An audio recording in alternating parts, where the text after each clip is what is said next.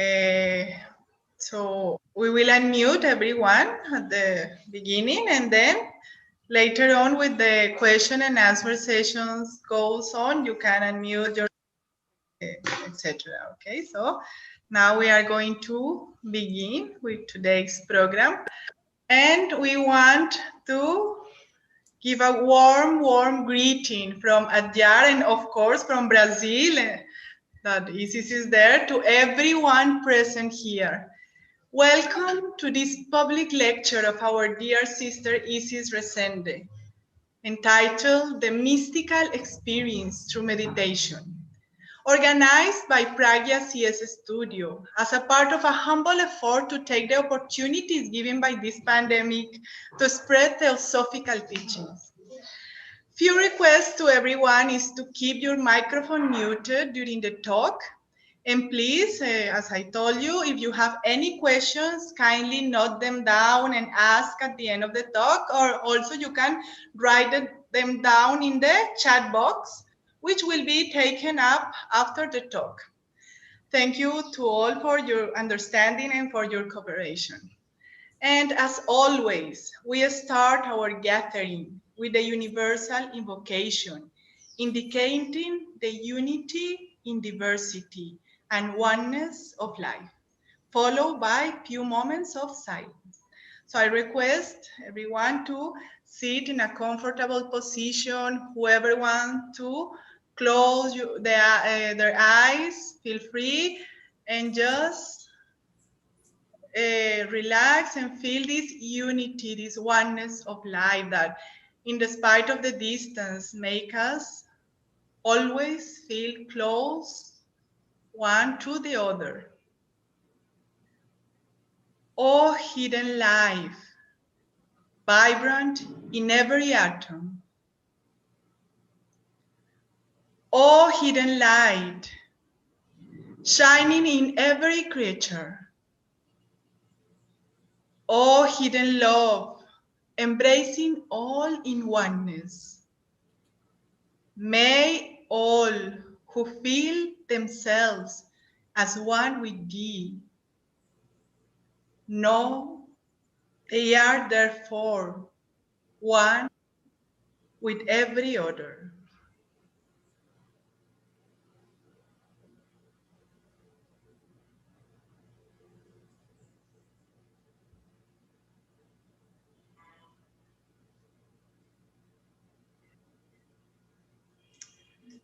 And now it's my big pleasure to introduce our today's speaker, Sister Isis Resende, who is not only a prolific theosophical lecturer, but also a very close and loved friend to ours. Isis was born in Brazil, but actually we can call her a citizen of the world. She comes from a theosophical family who inspired her not only to become a member of Theosophical Society at an early age, but to lead a life full of inspiration, of joy, of sharing, and of service. She even spent some months living and working at that yard during her youth, and has been actively involved in TS work since she joined the Theosophical Society. By profession, she is a lawyer. By vocation, she is a propagator of theosophical teachings through lectures that she gives all around the globe. Isis will share today her insights about a subject that passionates her deeply, which is meditation, and which she has been practicing since an early age. So with no further ado, I will want to thank Isis. Thank you, dear Isis, for joining us today. And please be welcome to inspire us. Thank you very much, Katital. You are really a dear friend. And well, we are very happy to be able to share our studies with with the world, with the theosophical world, not only in Portuguese, Spanish, now English, uh, and I'm very glad to be able to contribute somehow to this effort to show deeper aspects of life. This talk that I will present today is somehow picked up from several different traditions where it shows the development of ourselves through love, and how a meditation can contribute to this, can be a definite tool for our development. I will share my PowerPoint. Let me do it now.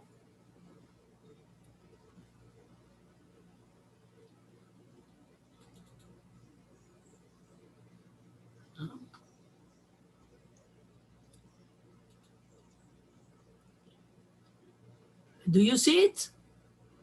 Not Yes, yet. yes, it is coming. Yeah. Yes. Well, okay. So, uh, as I said, this is a result of my own search on the ways of developing oneself through love. And, and mysticism is a very wide name. When we think of occultism, we think of a definite way dealing with the Mahatmas, with very special rules. But when we talk about mysticism, it's much more open, and it is related to this experience of love. Well, let's see what the dictionary says about mysticism.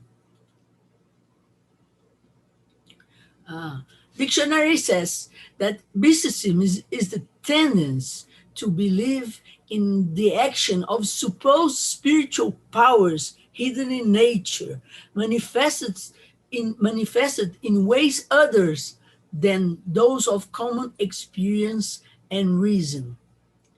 And it is related to the belief that the knowledge of God and the real truth can be found through prayer and meditation rather than through reason and the senses. We can see that this definition somehow puts meditation or puts mysticism as something, well, oh, it's not reasonable, it's not through our perception. So it is a positivist definition.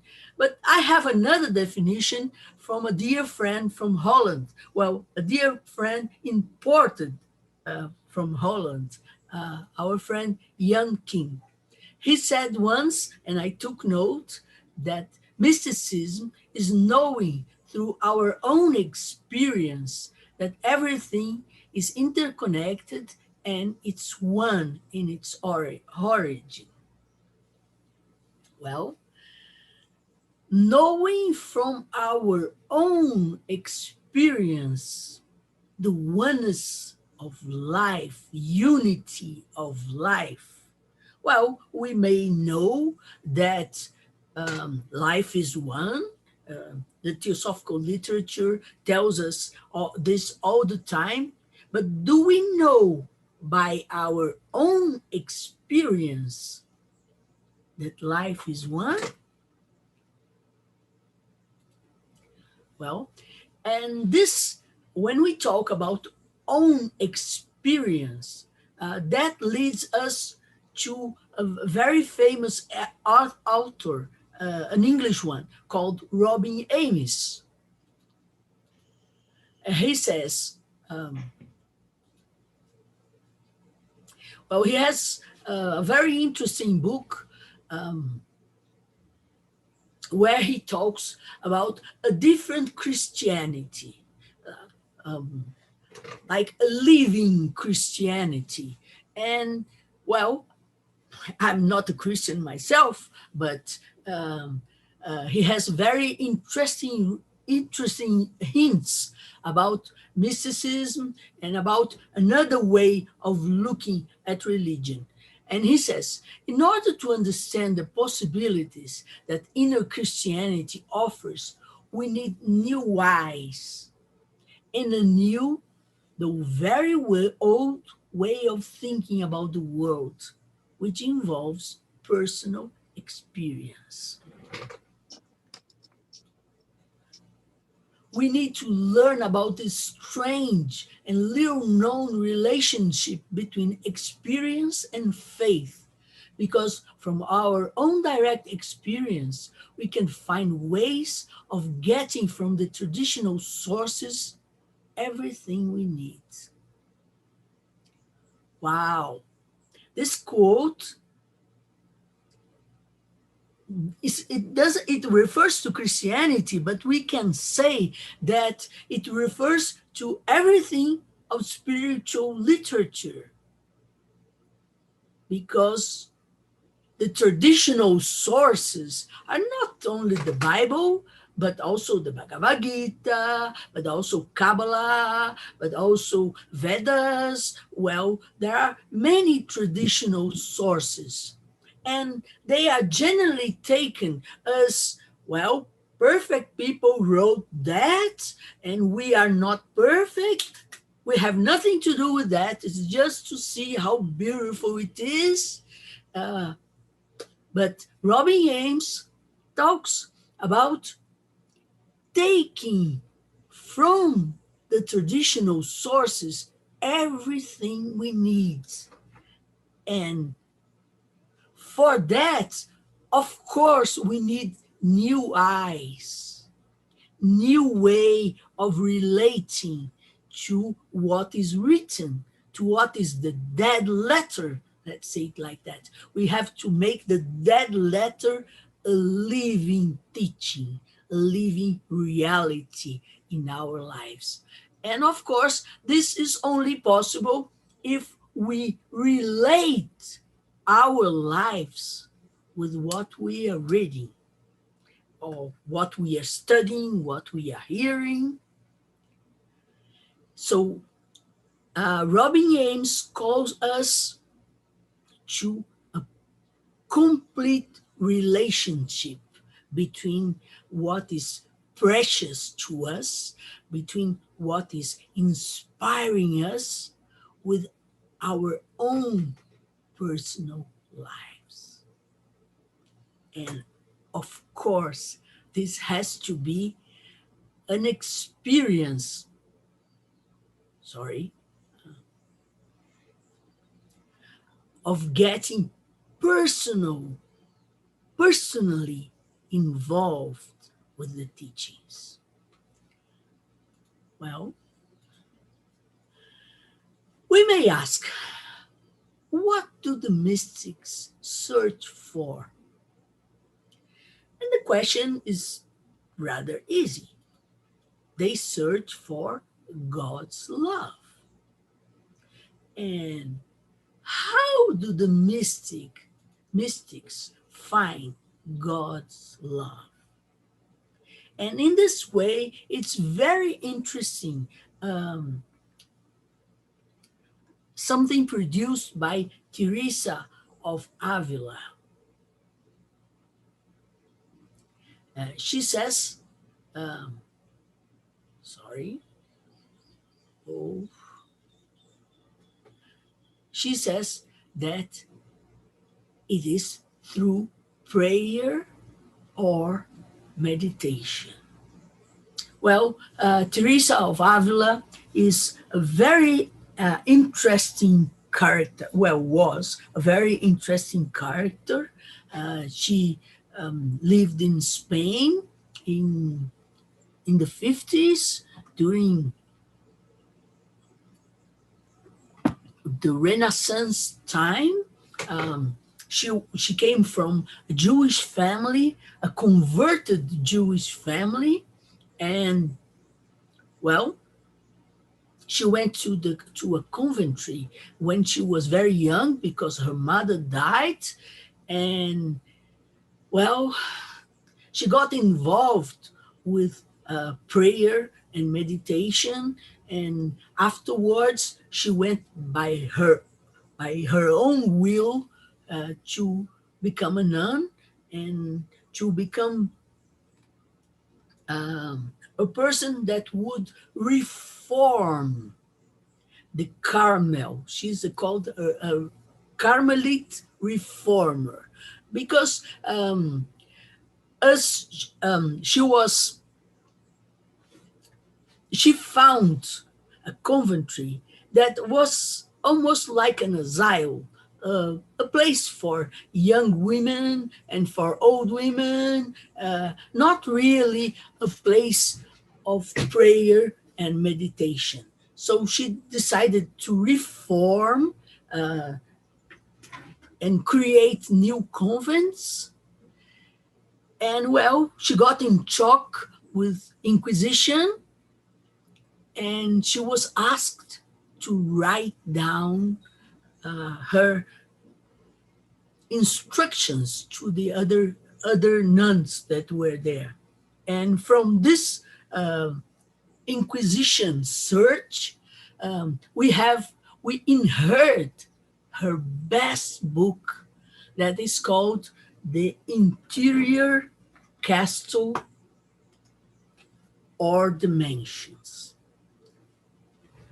Uh, Depending on how we look at this book, we would say, oh, this is a lot of prejudice.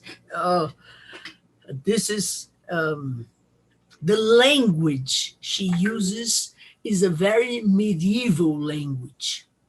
But if you see it as symbols, you may find a lot of relations between this book, Interior Castle or Dimensions, with the voice of the silence, with light on the path, and well, with the symbolic keys. It is a very precious book. If you take it literally, well, the language is not adequate. Let's see it like that. Well, and she says,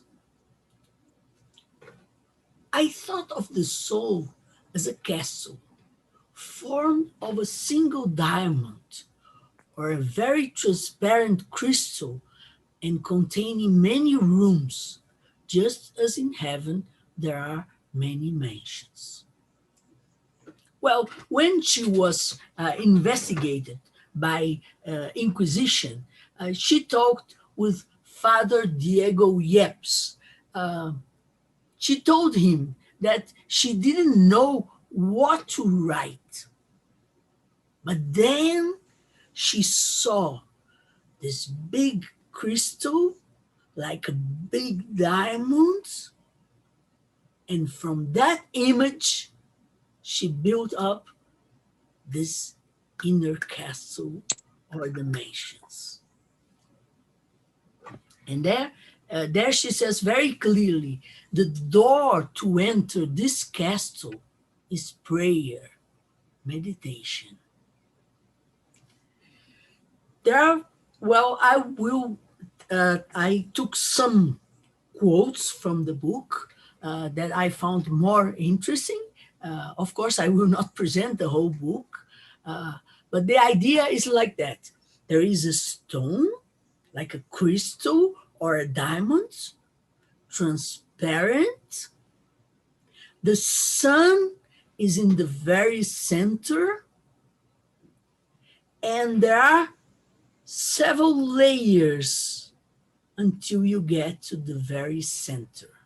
And these layers are called the mansions or the rooms. And it's interesting that she talks about 7 rooms, 7 mansions until we get to the sun. And and the idea is that we come from outside of our being or our personality, and we go deeper and deeper and deeper and deeper and deeper until we get to the center of our being, the sun. And she says like that: the sun that shines within the soul does not lose its brilliance and beauty. But if the soul is like a crystal covered with a thick black cloth, then it's evident that its rays will not shine on the crystal. So you imagine there is this crystal transparent with the sun shining inside, but if you cover it with a thick black cloth, there will be no shining. And this explains very much why we don't realize the divinity, the divine spark, Atman, inside our hearts. Because somehow we are covered with a thick black cloth of egoism. So now she will show the different stages where we can get to this divine nature within our hearts. She talks about the heart of palm. That is very common in hot countries. We call it palmito, this heart of palm. She says that um, the tasty part of it is within, not in the outer covers. Well, so there is this big crystal. We come from outside, entering inside ourselves, and we get to the first mansion. We get to the first hall. And in the first hall, she says, there are snakes and vipers that do not allow us to see the light. Of course, if we come from outside, we are closer to the outside experiences than to God within ourselves. So, snakes, vipers, well, um, symbolic speaking, they make sense. And she says, it's like someone with a speck in the eye. One is barely able to open the eye, entering a place where the sun is shining bright. So you enter luminous space, but you have something in your eye that doesn't allow you to see the light. The room is brightly lit, but the person cannot see because of its own impediments. In our case, they are the reptiles and the vermin that blinds us and force us to close the eyes, not to see anything but the reptiles. Well, we may say, there are no reptiles, there are no snakes, but there are impediments, there are relations of we with the outer life that somehow prevent us from seeing the light within. Well, what is the challenge here? Well, the challenge always, if we don't keep on trying, if we don't keep on, if we don't persevere, if we don't persist, and if the person that has entered this inner castle or mansions stops because he or she cannot see the light, that's over, but he can go on. And when he goes on, he'll get to the second mansion. And the second mansion, she says, the thunder of artillery and discharges are so loud that they cannot fail to be heard. Mm, artillery, war that makes a lot of noise. So we have to hear this big conflict.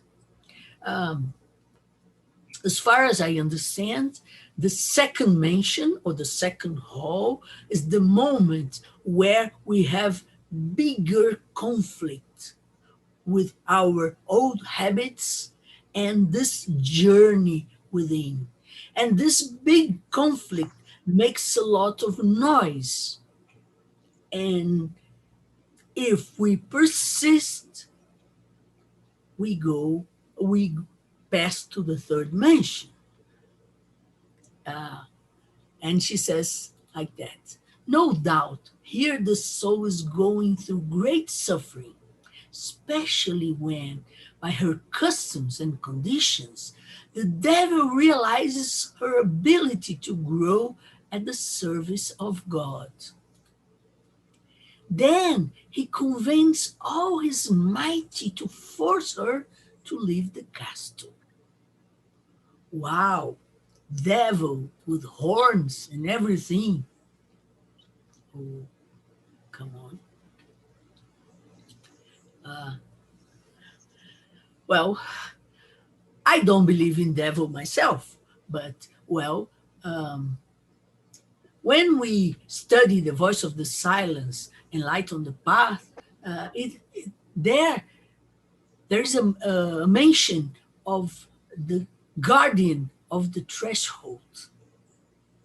What is the guardian of the threshold? Is our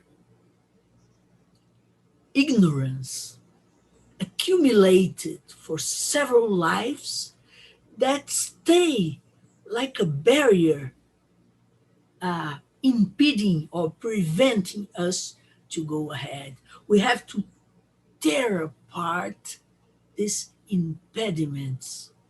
And and of course, the moment we have to choose between an outer and not significant life and really go deeper within oneself, we have to make choices. We have to,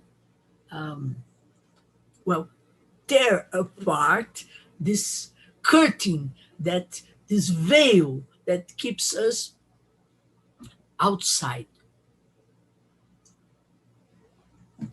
And well, she doesn't talk only about the devil. She talks that the devil will come all his mighty force to force us to leave the castle. So there is a conflict. There is a big conflict, and our old habits from several lives will stay in front of us, and we have to really fight to be able to go ahead. Oh, well, if we talk about fighting the guardian of the threshold, or if you say that the devil has brought all his mighty uh, army to force us to leave the castle, they are both symbolic, right? So if we have a different eye, trying to see what is behind these symbols, we may see um, that there is a lot of teachings in this interior castles or mansions. And she goes on saying, these are not the mansions where it rains manna, bliss, the manna of milk and honey, and all these things. Uh, this the places where it rains manna are still further away. हे ऐकायचं तुम्हाला. Well, if we don't stop, if we go on, we get to the third mansion.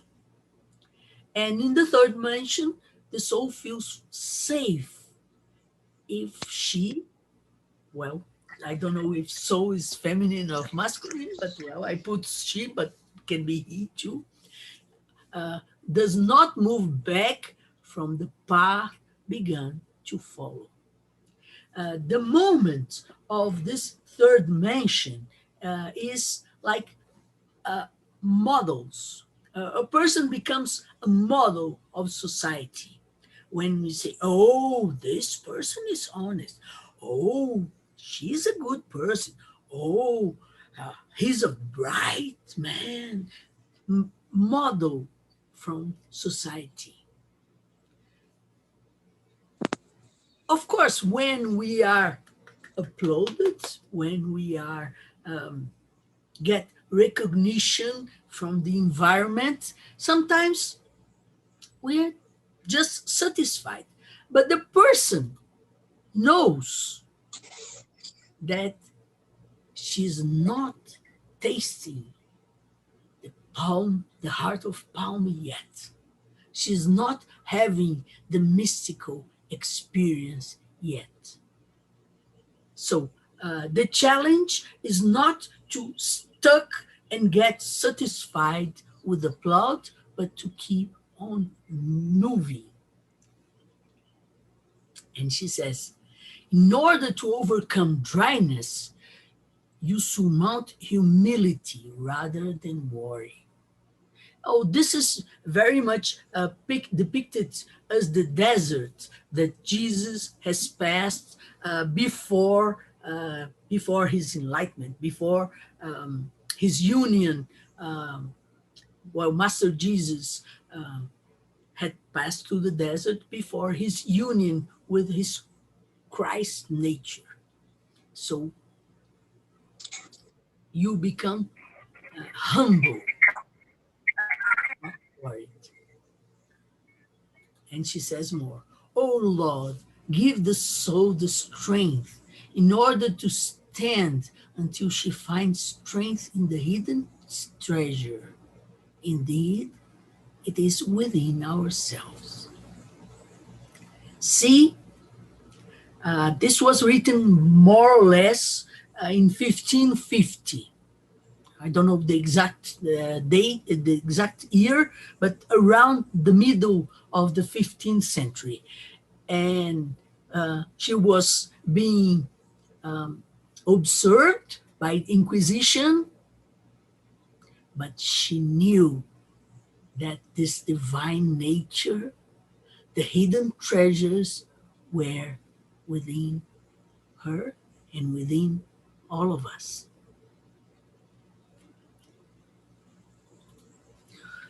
Well, if the person goes on,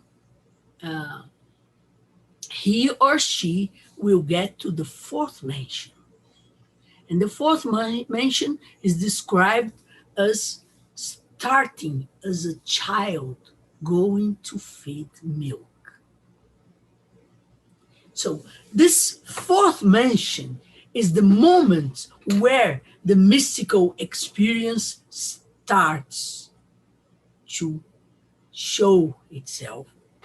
The person starts to get illuminated by the light of Buddhi, let's say it like that. And But there are dangers of thinking, oh, I know already everything, that's all, and becoming very proud and things like that. And she says, at this point, the soul is not yet formed. If you separate the child from the mother's breast, what can be expected but death? I very much fear the same thing happens to the souls who depart from prayer after having received from God this favor. So it is like a small child that needs care and protection. If the small child just goes away and thinks that he or she knows everything, well, then it's gone. But the mother's breast in this case is getting closer and closer and closer and closer to this mystical experience, to the source, to Buddha nature within us. And a child will grow and will become, well, first a teenager, after an adult. So it will get strength, it will get stability. And this process leads he or she to the fifth mansion. And the fifth mansion is described as the lights, samadhis, temporary union, where you have in your meditation, in your prayer. But then you go to the supermarket, you go to the school, you go, well, you talk to your friends. So you have a double life. That is called temporary union. And she says, oh, sisters, how can I tell you about the wealth, the treasures, and pleasures that exist on the fifth mansion? No one can talk about them. Earthly things are too base for such high order. Of course, the challenge is also to persevere, to go ahead, to go in front. And going ahead takes one to the fifth, sixth mansion. And the sixth mansion is described as a caterpillar becoming a butterfly, changing ourselves completely so that this bliss may become a permanent experience. Um, the voice of the silence also talks about the changing of a caterpillar into a butterfly. And it's very important to acknowledge that it's not a repression path, it is a changing path. We may say that in the butterfly, the caterpillar is completely dead. But we may say that in the butterfly, the caterpillar was never so much alive, but completely transformed, completely changed. So, this process of really putting yourself upside down, changing yourself completely, is described in the sixth mansion. And this changing of your nature completely will lead you to the seventh mansion, where the sun is, where there is a permanent union with God within. The seventh mansion represents the ultimate union with the self, with God. And she says, this is called spiritual marriage. In spiritual marriage, union is like water from a river entering the sea. There is no way to separate them. So it's really merging oneself in the divine nature, Buddhi, Atma, unity of life. There is no way to separate them.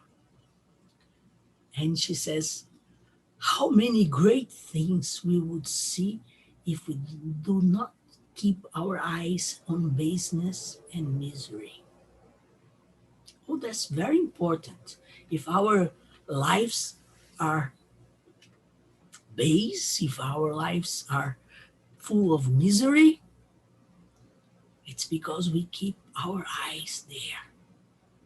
We should take our eyes and put higher. Well, this is for my contribution about what I inspired myself with this literature of Teresa of Avila. Taimini on the Bhakti Sutras of Narada or Narada Bhakti Sutras also have some very interesting things to talk us about the path of love, of self-development. Taimini says, the Narada Bhakti Sutra gives a sketch of some salient features of the path of devotion, of love, or love, and is regarded as a kind of handbook for those who wish to realize God through the power of love. Devotion to God, as it is direct to a source of infinite love and infinite blessings, has the capacity to bring answers from such spiritual power that could modify completely the life of the devotee. And he says that the development of devotion is not actually a development issue, but a question of removing a veil, because the reality which is referred to as God is already present in the heart of every human being in its full splendor, and it is love itself. Well, so if the presence of God is already inside us, if our divine nature is already inside us, why don't we realize it? Why don't we catch in normal life this experience? And Taimni goes on explaining, saying, the presence of God is hidden. The ordinary man is unconscious of it due to his desires and other human tendencies that more or less obscure it.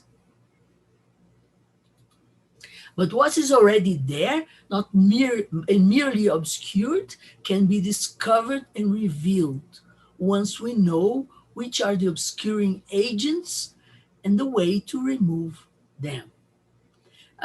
For me, I try to put it in my words in a more simple way. Uh,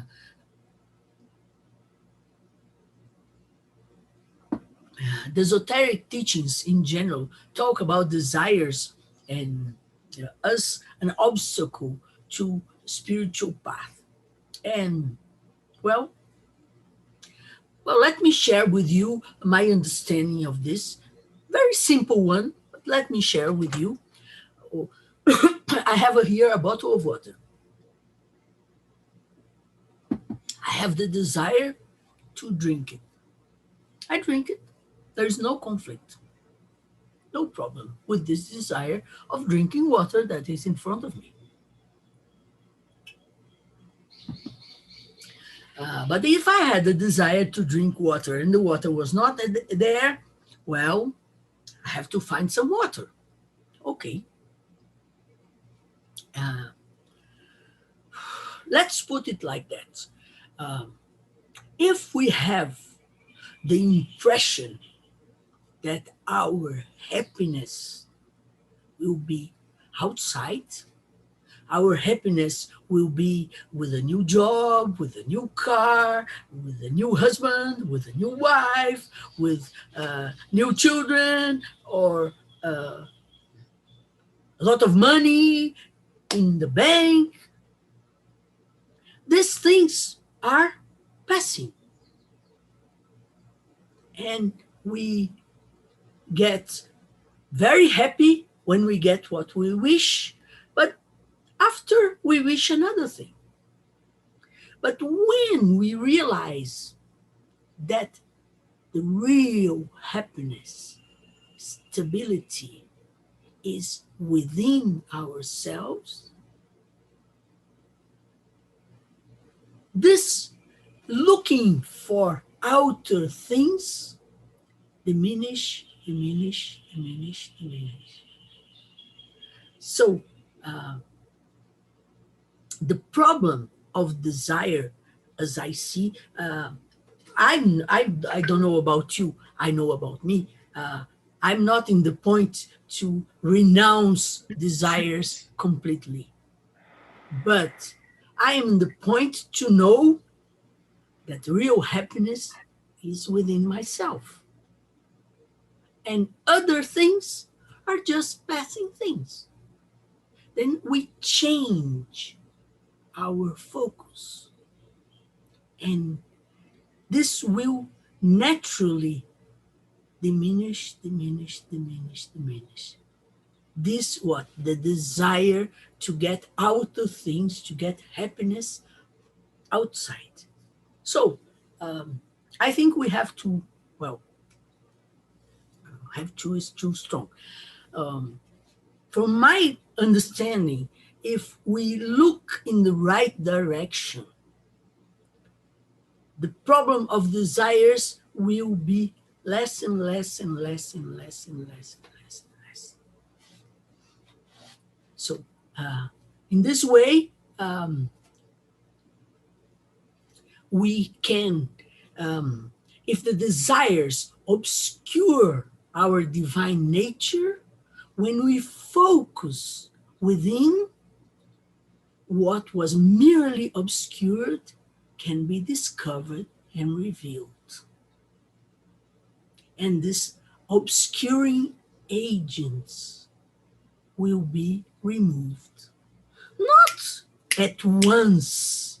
We will not become perfect tomorrow morning, but will diminish, and the consciousness that the real happiness is within ourselves will become stronger and stronger and stronger and stronger. Oh, that's my contribution to the theme of how to deal with desires, how to deal with our needs. Right? Another thing, another aspect that Taimini talks in a very clear way is how we should devote ourselves to a personal God or to impersonal God. And this is there are centuries of discussion about this matter. If we cling to a saint, if we cling to Master Jesus or the Buddha or, well, Lord Buddha, or just nature, the sun, what is right, what is wrong. And Taimini says,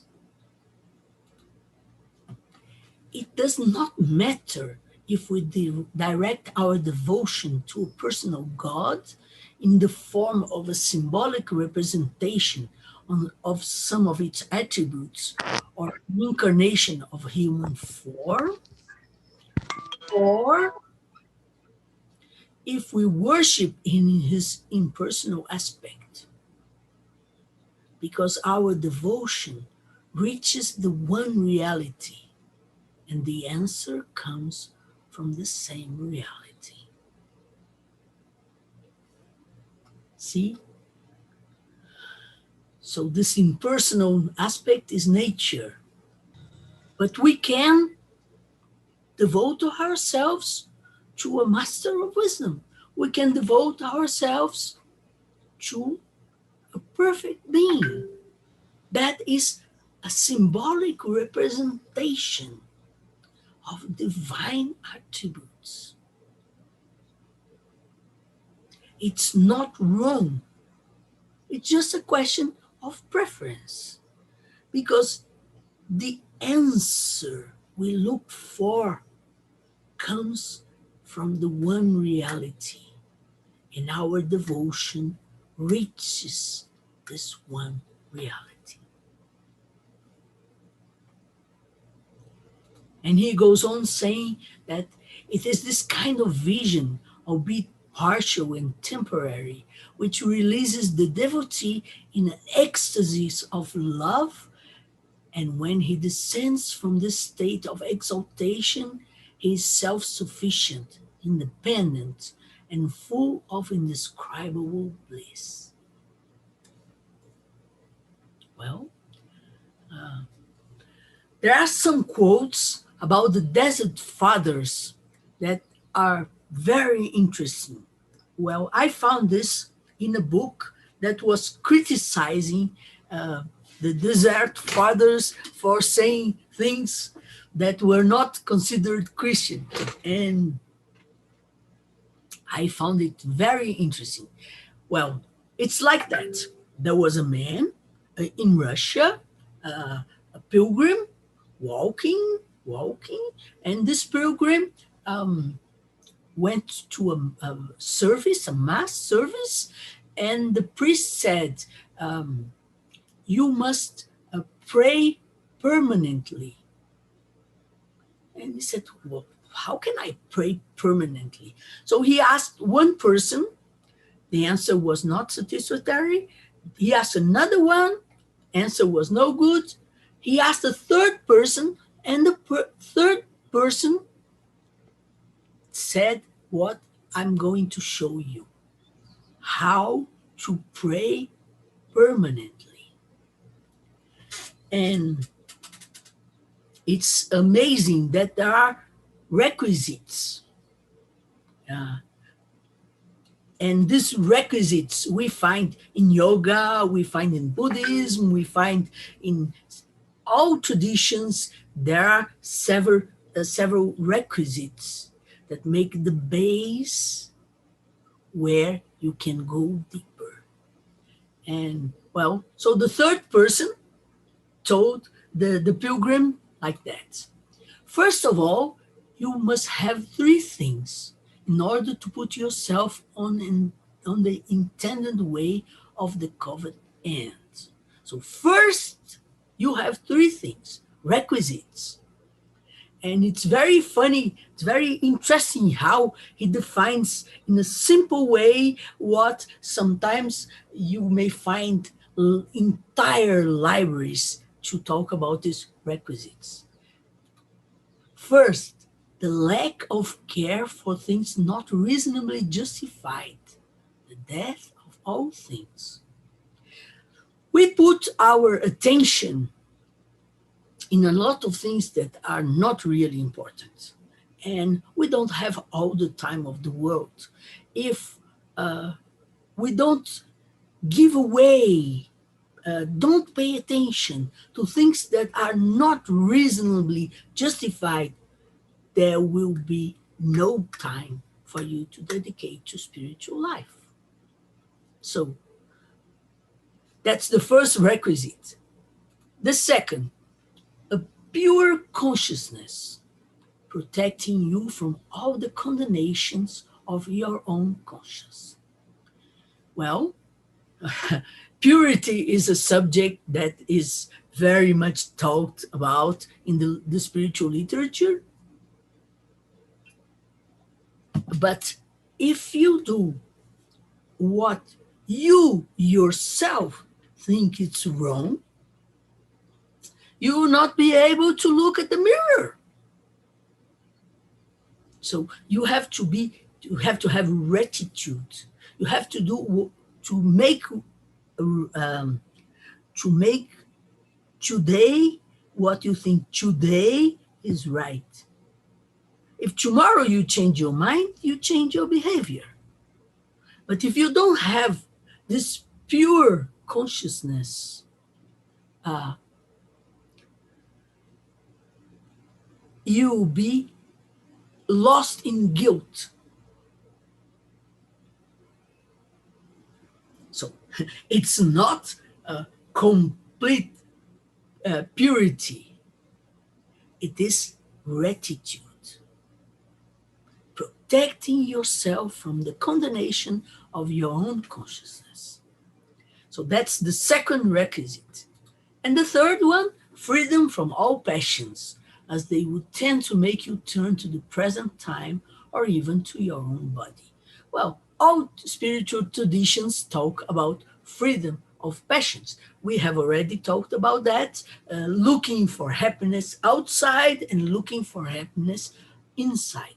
It's not something that will happen tomorrow morning, but if we change the focus of your attention, the passions will diminish, diminish, diminish, and diminish. Well, these are the first requisites for praying all times. Then the important part. It is a um, Christian way of expressing it. Well, then sitting in a quiet cell, away on a corner, do what I say. Shut the door, lift up your spirit and will of every vain and transitory object. Then support your beard on your chest and turn your eyes, focusing, focusing on your whole spirit through the womb, or rather the navel. Compress the breath of the air passing through the nose as not to breathe freely and explore mentally through the entrails until you find there the place of the heart that all the powers of the soul like to attend. See, sit quiet on a cell, away from everything. Posture, how to put your beard in case here is a man. Turn your eyes, your womb, your navel. Pranayama, compress the breath of the air. Explore mentally and find the place of the heart. This place that all powers of the soul like to attend. This is fine Buddha nature. Meditate, meditate, meditate. Breathe, postures, deal with your energies that flow through your chakras. Find the place of the heart. In the beginning, you find a darkness and an obstinate thickness. But as you wait and practice this occupation day and night, you find all wonder, a limitless happiness. As I said, it will not happen tomorrow morning. Practice it day and night until you find this limitless happiness within your heart.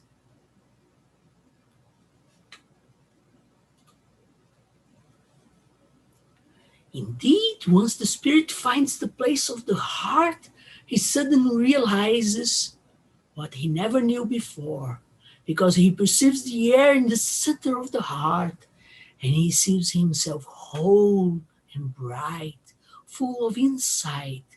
And henceforth, when a thought emerges, even though not finished and with form, through the invocation of Jesus Christ, is able to pursue and suppress it. Well, of course, these words are very complicated, but let's talk like that. If you get this bliss inside your heart, marvelous moment, and you remember, I didn't pay that bill, you go away from it. So, after finding this place of heart, the next step is to have control over your mind so that you are able to keep your mind in the place you chose.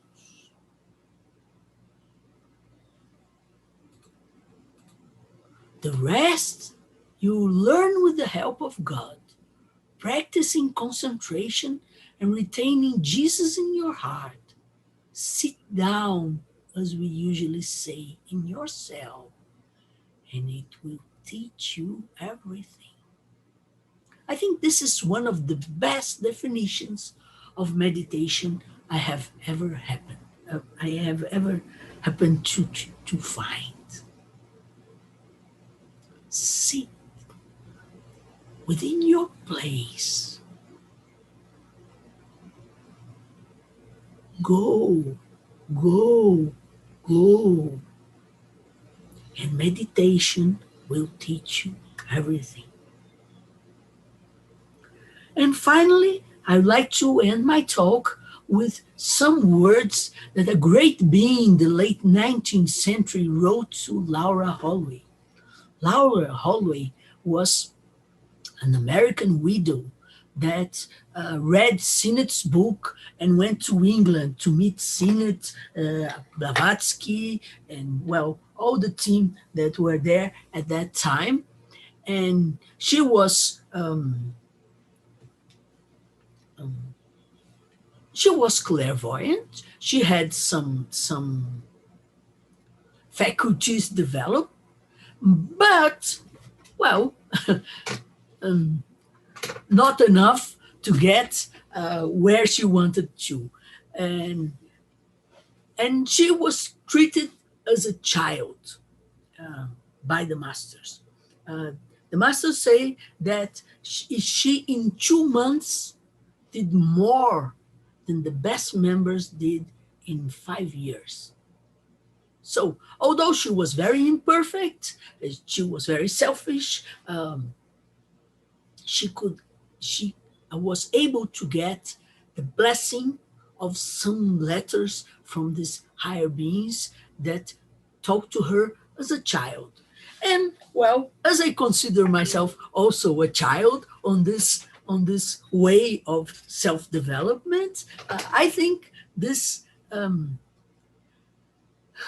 what they told her is very useful to me and maybe to you too.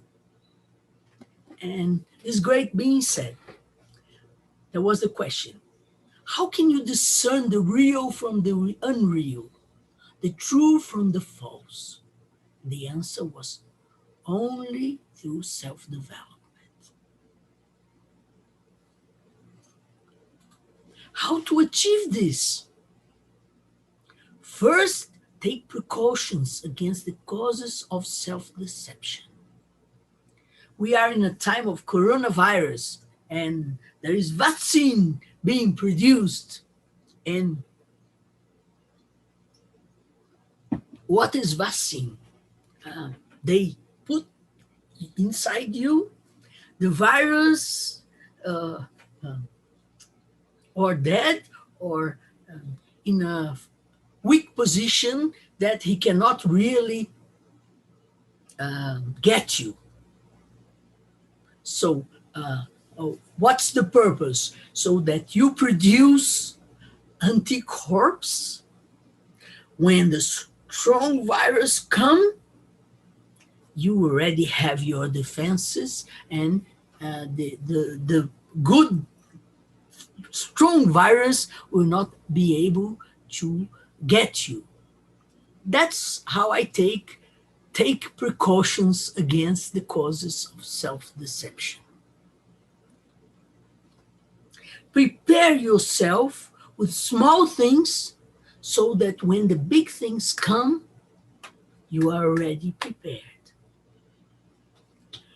And the great being keeps on saying, and that you can make dedicating yourself at a certain time or fixed hours every day, all alone, to self contemplation, writing, reading, purifying your motives, studying and correcting your mistakes, planning your work in outer life.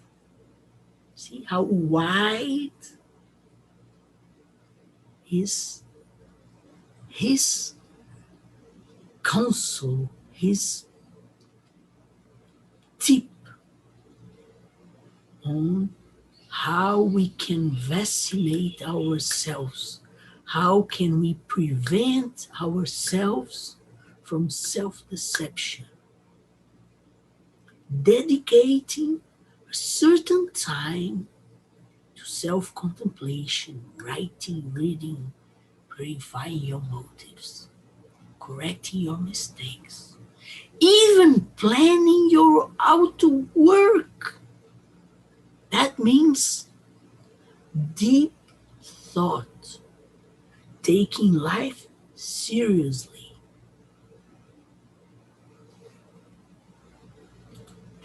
These hours should be reserved as sacred for this purpose. Gradually, your vision will become clear. You will discover that the mist is dispersed, the inner faculties are strengthened. Your attraction towards us, them, gains strength, and certainty takes the place of doubt.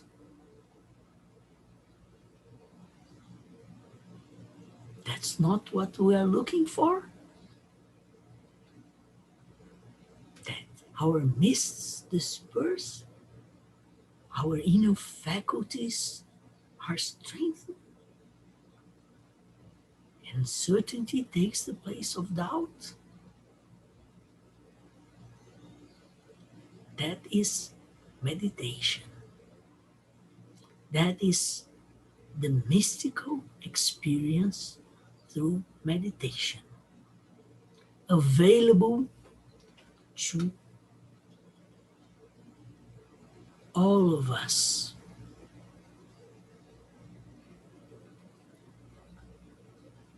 Thank you very much.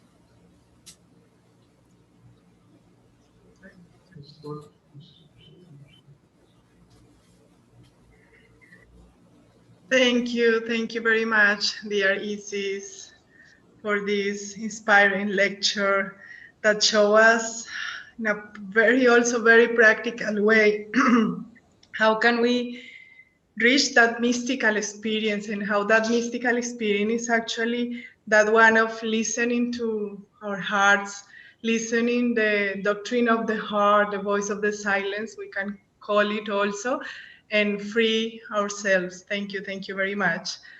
And now I invite all our dear brothers and sisters to make your questions.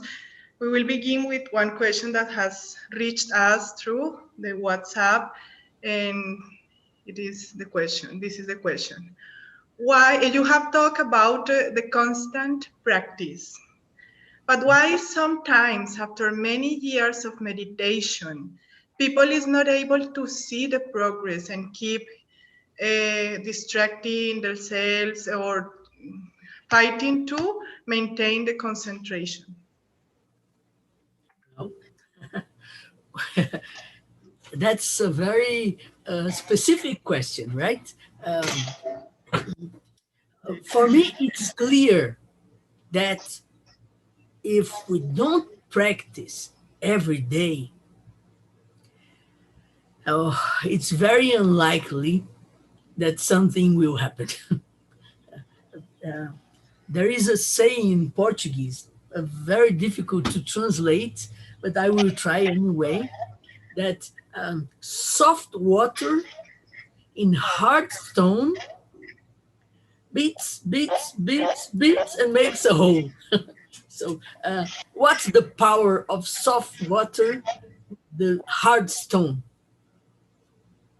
If it's not perseverance, hard stone will give no way, right? So, I think our personalities are like hard stones, and our divine nature is like soft water. So, we have to uh, push until it can get through. Uh, there are the requisites that the father of the deserts talked about. Our lives are very much involved with things that are not important. Uh, Sometimes we are not true to ourselves, and we do what we already know that is wrong. So we are mixed with guilt and well, this inner conflicts, uh, and well, repeating what the desert father said, we have to have a certain level of inner stability, so that with perseverance, the inner nature will be able to go, to get through, and to manifest itself in our personalities. Uh, so it is, mm, we cannot say how long it will take. Maybe it will take lives. Maybe it will take years. Maybe it will take days or weeks. We don't know, depending on the practice we have. And well, for me, one thing that's very clear, once the person becomes an initiated, already a disciple, an initiated, he still have 7 births ahead of him. So it will not happen tomorrow morning. If you are in a very high stage, even though there will be 7 lives ahead of you, and maybe we are in a point where we have hundreds of lives ahead of us, maybe 50, maybe 20, there is, but also what is important is the direction. Uh, Maybe for lives, we have been going outside and mixing ourselves with non-important things. So this life may be a turning point where we start this journey within, that it will produce results, but we don't know when. Maybe in this life, maybe in 10 lives, maybe in 5 lives. The importance is to walk in the right direction, right? Right, not right from wrong, but the important thing is to go in the direction where this mystical experience will be able to get through our personality. And meditation is the way. Or prayer. Prayer is a kind of meditation, right? So, well, you can say that through jnana yoga, for deep study, you can also get this from service to our fellow beings, to animals, to human, to sensitive beings. So There is not one way, but the importance is this turning point where, through meditation, the mystical experience will be allowed to show itself. Thank you, thank you. So practice, practice, no giving up, and patience. Okay, we have also a question here from our chat. I will read it from Brother Tony Valenciano. To the mystic, I will say that praying and meditating merge in consciousness. What do you say about that? Oh, definitely, definitely. Yes, yes.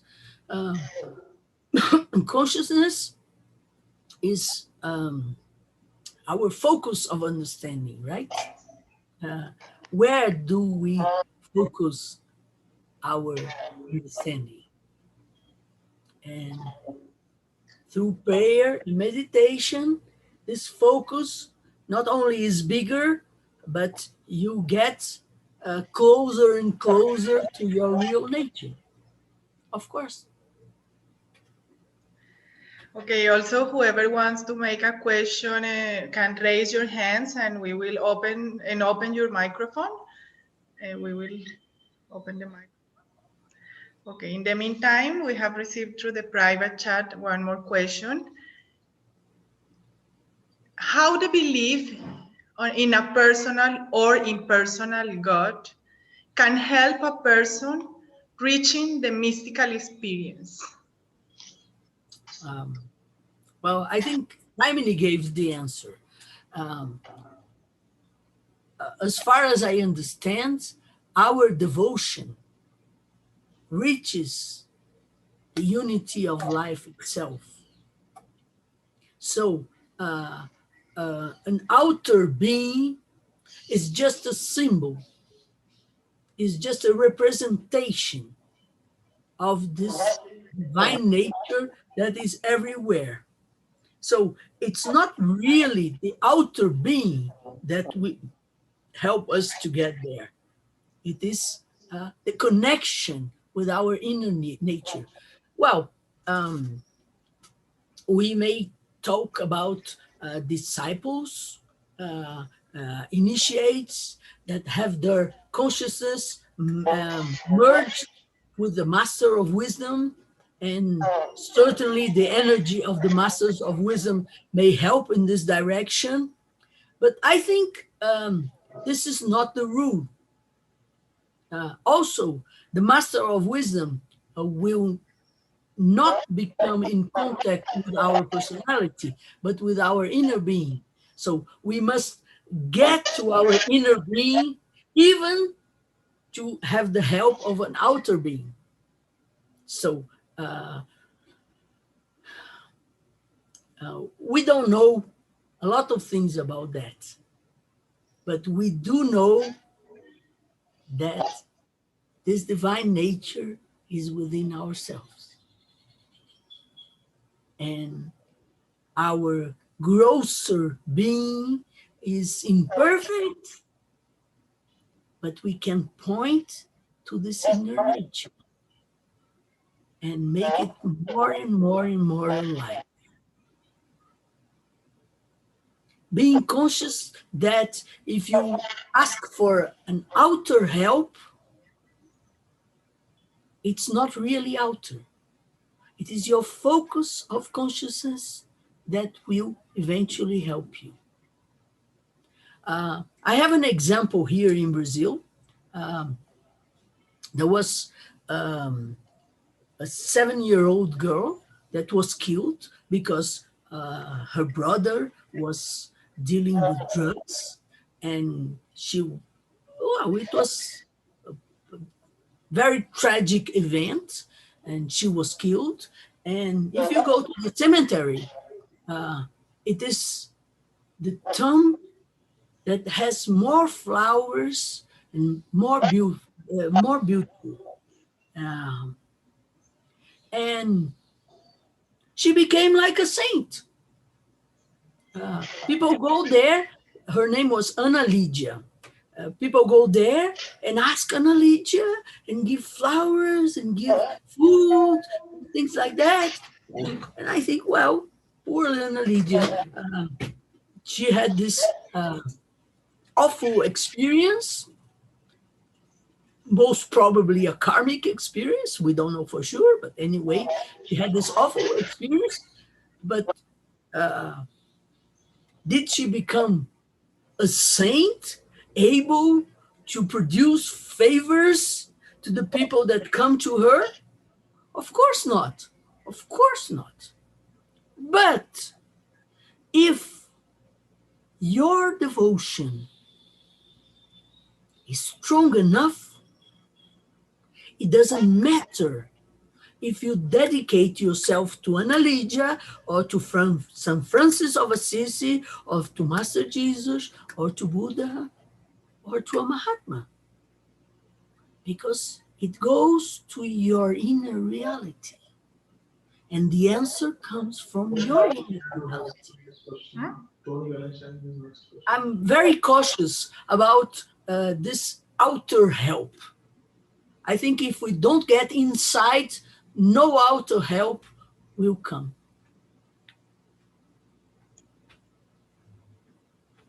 Thank you. Thank you. And one more question from our brother Tony Valenciano. If it's so that meditation and prayer merge in consciousness, then if it is so, that meditation and prayer merge in consciousness, then a mystic can be anyone who lives a good life as the masters have described in their writings. Would you agree? Sure, sure.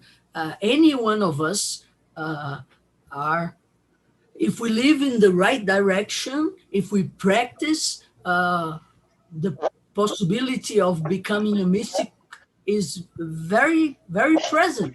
Of course, of course. And this is also the difference between mysticism and occultism. Because for you to become an occultist, the thing is more complicated. But for you to become a mystic, it's just open to the love that is inside yourself and live accordingly. Otherwise, you create obstacles for this love that is in within yourself to manifest itself. Okay, so we will open for a couple of more questions. If anyone has a question, please raise your hand and mute. Otherwise, I will proceed also with another question that we have received from the private chat. Is uh, actually related to this help of God that you mentioned at the end of the talk. Is that help of God that you mentioned related with the intuition or the intuition itself? Yes, well, as you have seen, I took several quotes from different traditions, right? And the Christian tradition tends to put it too personally, right? Like if God was a person, but God is not a person, right? Uh, you may say that the master of wisdom is a person, but not God. God is infinite, right? Um, so uh, I think for us, and if you are in the same level as I am, for us, the best way is to trust our divine nature, the spark of Atma that gives energy to our whole being. That's that spark with its vehicle, Buddha nature. That's the God we have to dedicate ourselves to. And as sparks, uh, you know, if you think of a sun, a ray of sun is the same nature as the sun itself. So unity of life and Atma is not essentially different. So it is our divine nature. Yes, it is. Okay, brothers and sisters, we are reaching the end of our today's session. So I will read one last question and then I will request Brother Shikar to close the meeting. So last question, dear Isis, is which advice will you give to a person who is beginning the path of meditation? Um, do it every day. 2 minutes every day is better than half an hour only on Saturday. Every day. Take your time. Take a little bit, 2 minutes, 5 minutes, 10 minutes, 20 minutes. Just go. Give the time to dive into yourself. Practice, practice, practice. 2 minutes. If it's not possible, more, 2 minutes. But do it every day. Like you don't go out of the house without brushing your teeth, right? Don't go out of the house with at least 2 minutes of going within yourself. I think that is my contribution, and we have to take meditation and put inside our lives.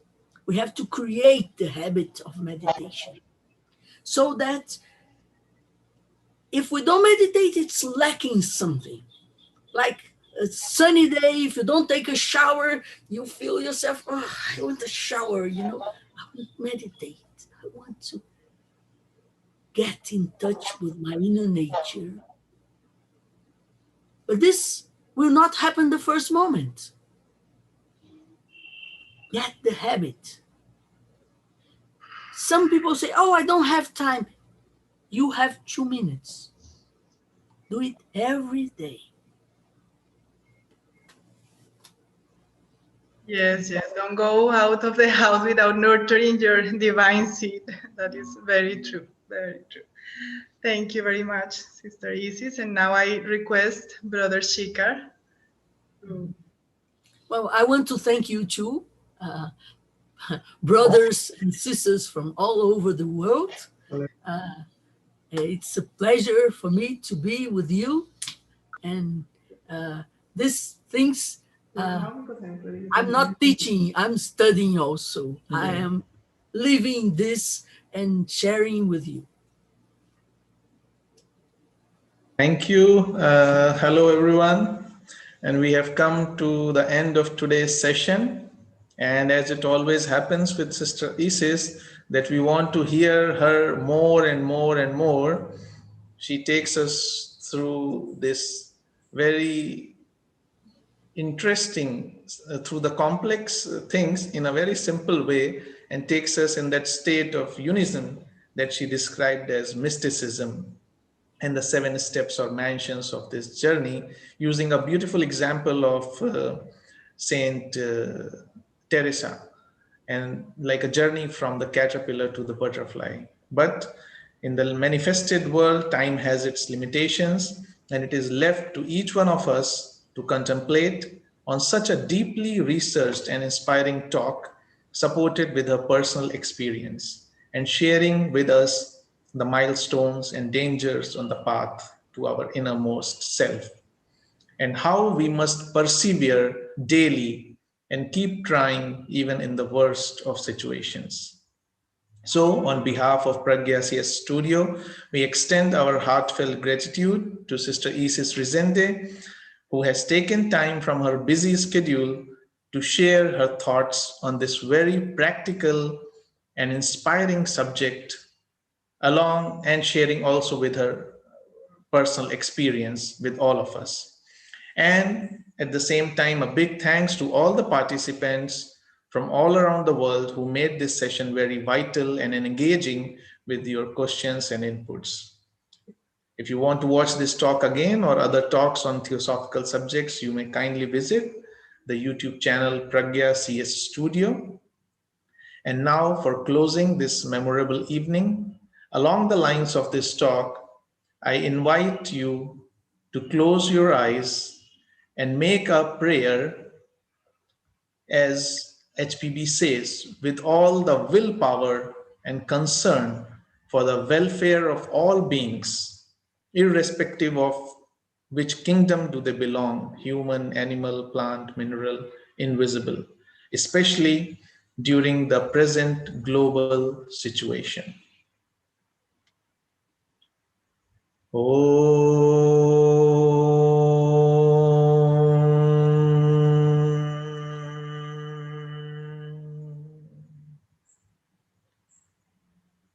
May all be prosperous and happy. May all be free from illness. May all see what is spiritually uplifting. May no one suffer. Om Shanti Shanti Shanti.